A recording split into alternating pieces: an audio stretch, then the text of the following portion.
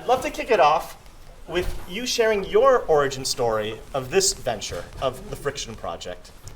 I love the fact, Ravi, you described the book as a venture. I would modify it just a little bit. It was more of an adventure for me. I mean, truly. It was something we sort of got into without, frankly, a lot of forethought in that sense, because we'd written a book called Scaling Up Excellence. How do you take spread goodness in an organization? How do you take a venture from the startup scale and scale it up so that it becomes big and better as opposed to being dumb? And as we were presenting the material from the Scaling Up Excellence book, we discovered that the top echelons of leadership in a company, or the senior echelons, they really loved the message. But as we went lower down, people loved the message, but their love for the message came with a perennial lament. And the lament was, it's really hard to do anything or get anything done in my company. I'm going to give two bookends just to give you a sense of what we encountered. I remember Bob and I asking an executive a seemingly innocent question, where do you work?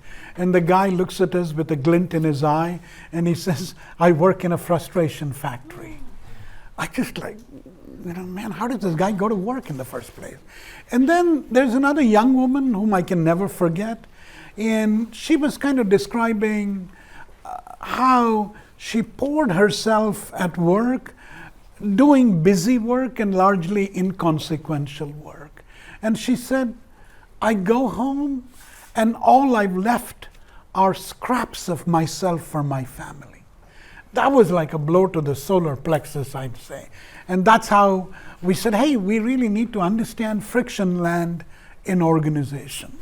Yeah. So I would add to that, I think there's also some personal elements, this I'll get to in a second. But our 2014 book was on scaling up excellence.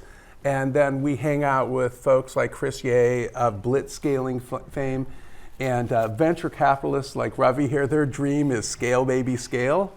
Let's make a unicorn. And there are various organizations, since I've been in the Stanford Engineering School for 40 years. I've seen a lot of startups come and go.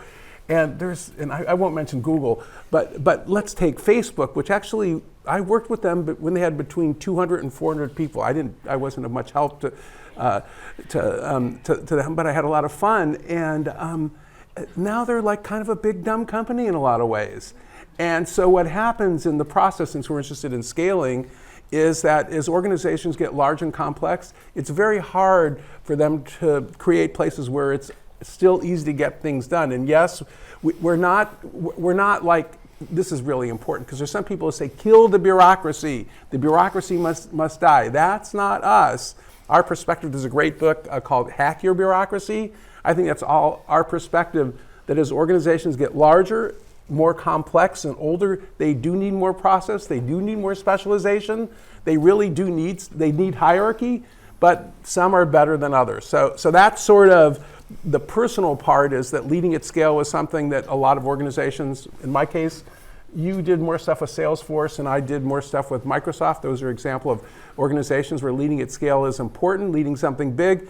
And then let's get personal, since we're at Stanford University, since I have been here 40 years, things are so much harder to get done here than when I got here. It's just absolutely unbelievable. And one of the things that makes it harder, and I think many of you have probably seen the numbers, at Stanford it depends how you calculate, about the same number of administrators as we do of students. It depends how you count. And of course, administrators have to justify their existence. So what they do is they create things for us, the students and faculty, to do, and for one another to do, to justify their existence. And to just give you like kind of a little number, when I first got to the School of Engineering, which now has about 20% more tenured track faculty than it did in 1983, there was only one person in the whole school named Ken Down who was a finance person or a money person. Now, to survive the bureaucracy, everybody needs multiple money, finance people just to fight back, just to get stuff done. And so they create work for one another and for us. And I think, I'm not saying that there's too many of them, I'm saying it's a symptom.